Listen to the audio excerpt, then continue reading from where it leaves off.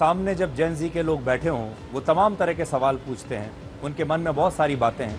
उनके मन में ये बात भी थी कि हमारे जो दुश्मन देश हैं लेकिन पड़ोसी देश हैं जैसे पाकिस्तान और चीन, क्या हमें इनसे बातचीत करनी चाहिए? पाकिस्तान से हम कब तक बातचीत बंद करें? सिविलियन लेवल पर यानी हमारे लोग और पाकिस्तान के लोगों के बीच में क्या संवाद होना चाहिए या नहीं होना चाहिए? क्या करना चाहिए? जब संवाद की बात हो रही थी और मोहन भागवत ने कहा कि संवाद तो होना चाहिए, तो अपने देश में तो संवाद हो रहा है, लेकिन क्या पाकिस्तान से भी होना चाहिए? क्या चीन से भी संवाद होना चाहिए? तो ये डायरेक्ट क्वेश्चन उनसे पूछा गया और देखिए उन्होंने क्या कहा। We have to go with whatever our government military does. But that should not sever the ties which are already there. You have given two examples, Pakistan and China. China, people say that for 2000 years, Bharat has given us some values. And Pakistan was Bharat, not more, less than 100 years before. This should not be forgotten. These ties cannot be severed. They can put at hold till conflict is there. But what is the solution, Bharat solution? Bharatiya solution is not conquering or obliterating others.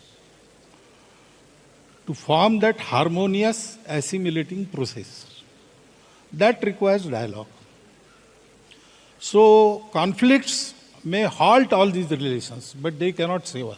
They should not. Sometimes, after resolution of conflict, we have to take up the sutra from where we have left it, and we have to continue. So permanent enmity, permanent hatred is not the solution. When there is some trouble, we have to look after it, and there is a way to look after it. We have to be all for that way. But that is a temporary thing. It comes due to politics. It is not that the Pakistanis are wholeheartedly enemies of Indians. That is not the way, or Indians are like that. It is not there. But states, politics, international borders, that is also there. That is a fact of life. So during conflict, we are with our government. We are with our military.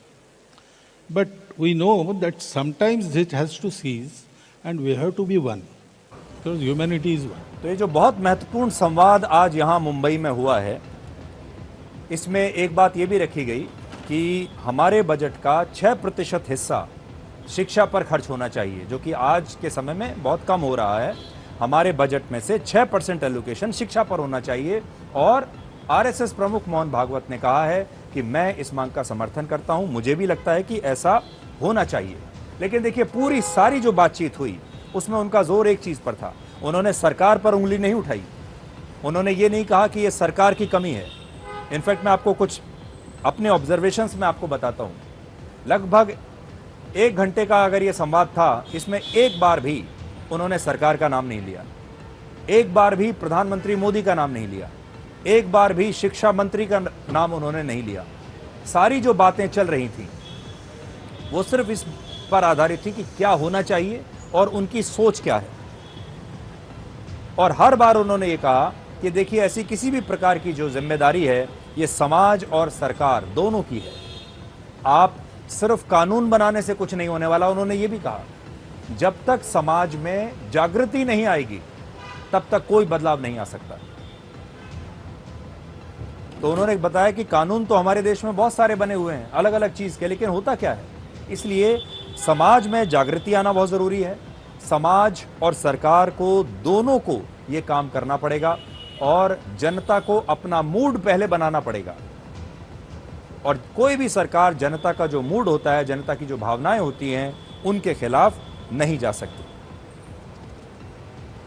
फिर उनसे यह भी पूछा गया कि क्या social media पर ban लगा देना चाहिए, क्योंकि ऐसा लगता है कि सोशल मीडिया की वजह से हमारे जो जेन जी हैं उनकी भाषा खराब हो रही है, उनके संस्कार खराब हो रहे हैं। तो इस पर उनका यह कहना था कि बैन कोई सॉल्यूशन नहीं है। सोशल मीडिया पर बैन लगा दिया, उससे फिर क्या होगा कि बच्चे चोरी चोरी ये काम करने लगेंगे। उनका यह कहना था कि हमें समाज में एक सेल्फ इम्पोज्ड डिसिप्लिन अपने आप एक अनुशासन हमें लाना पड़ेगा। देश में जो समाज है, परिवार है, माता पिता हैं, यहां तक कि जो बच्चे हैं, उन्हें भी एक सेल्फ इंपोज्ड डिसिप्लिन लाना पड़ेगा। ये उनका कहना था।